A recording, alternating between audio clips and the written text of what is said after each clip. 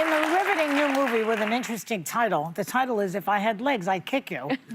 Rose Byrne plays a mother spiraling out of control as she deals with an absent husband and cares for a daughter with a mysterious illness. Take a look. Did you get the kind with no cheese? I can't explain this to you every time, sweetie. They would just laugh at me and say it's bread, okay? I'll take the cheese off when we get home, of course. Is it the kind with the little green and black things in the sauce? It's the same kind we always get. That kind that has the things in the sauce. I can't eat it. Like, can you like scrape it off and put it in the tube out, or is it just me who wants it out? You have to be. Jesus. Oh. Oh. You got your wish. No cheese. Please welcome Rose Byrne.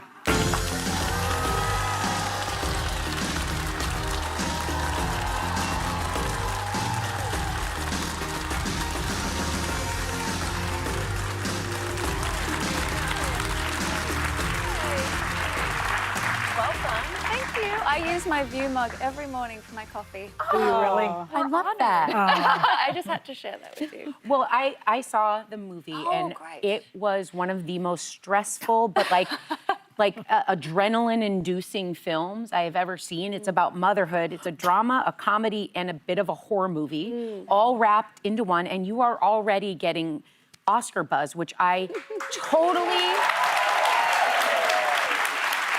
Anyone that watches even a minute of this, it is one of the most powerful performances I think you've ever given. And you're playing this, the character is kind of like walking a tightrope. What do you mean by that? You say it's kind of walking a tightrope of motherhood and other things. Yes, it's the tension, absolutely, that you speak to that Mary Bronstein, the writer-director, really created. And it was very much in the screenplay from the start. But, you know, every time you're dealing with a mother in crisis, it's very hard to play that. And how do you, she doesn't want people to see her doing that, but she's feeling it inside. So it's a tension of what's going on outside and what's going on inside. It's tough. Yeah. Well, in the daughter in the movie, Joy was just looking up here and she's like, we don't see her. You don't see her. Yeah. We only hear her voice.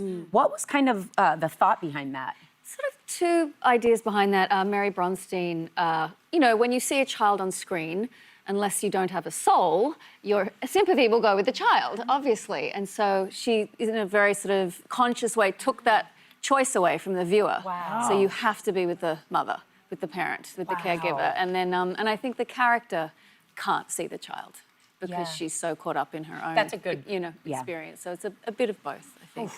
Well, Rose, I'm pregnant with my first, and this film has me absolutely worried about what's to come. It's brilliant, though. It really is brilliant. And you have two sons, ages 9 and almost 8 years old.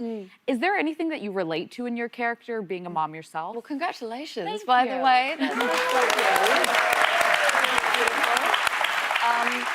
Oh, of course. No, absolutely. And I think what's been fascinating showing the film, of course, I could relate to it as a parent, but, and like how it's so challenging being a parent. It just shows you all of your limitations and all of your, you know, like, reveals so much about your own character and personality. But so many people have really discovered the film who don't have children but have been a caretaker to somebody who is ill, to even to an animal. Like it's really a feeling. Yes. The movie, it's really very much an expression of a feeling, and so I think so specific, and in that sense, it becomes universal. It kind of feels like you can't get a break. Yeah, exactly. That's what keeps you like. Yes. There's just never a break for this poor woman. Yeah, Mary has a great way of describing it. It's like imagining the worst thing that's ever happened to you in your life and then imagining the worst thing that's happened to you today. And it's like that tightrope of those things. But it's really funny. It's actually very comedic. Yeah, actually, you have some comedians who you share the stage with. So let's talk about some of these great co-stars that are in it with you. They include A$AP Rocky, who plays a motel employee. Yes. And who your character befriends. And also Conan O'Brien. And this is his first dramatic role.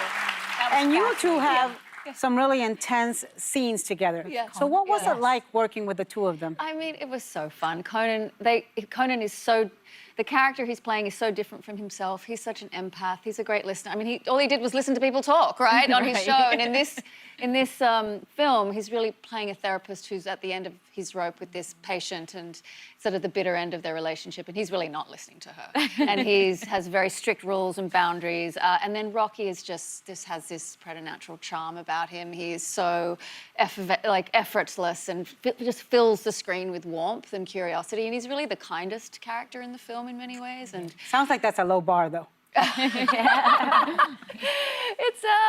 Look, it's definitely it's a study in contrast, but he was just extraordinary and it's very nuanced and yeah, just has that charm that you can't teach, you know. Yeah. But Mary was so creative with her casting; it was very unconventional, and they both worked really hard because they're very new to it. So Rose, you and your partner, the fabulous Bobby Cannavale. I know, isn't he fabulous? Yes. He's so fabulous. There he is.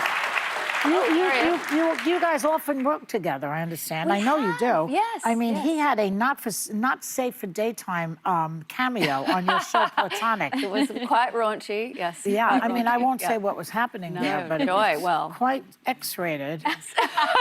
So how do you feel about him appearing in explicit scenes, and why do you like working together so much? Because Well, most people couldn't do it. I know, everybody's different. It's such a Yeah. personal choice, and it was something I was always like, hesitant to, and then it was just been so fun, and in a boring sense, you're on the same schedule, so that's like a gift, That's good. you know, in the day-to-day life of raising kids and all that sort of stuff. But he's my great creative sounding board always. So we've done the plays together, we've done little TV jobs, and it's always You don't really get fun. sick of each other?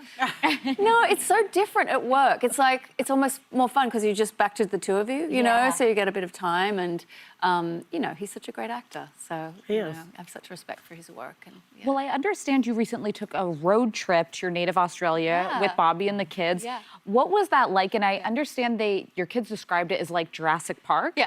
Actually, Bobby did. What part of Bobby? Okay. What part of Australia were you in? Well, you know, the sounds in Australia are so wildly different to Brooklyn, obviously. Yeah. So there's like, you know, cockatoos and kookaburras and like extraordinary birds. And yeah, we were on the road. We drove from Melbourne to the city all the way up the coast through there, all the way up to Sydney.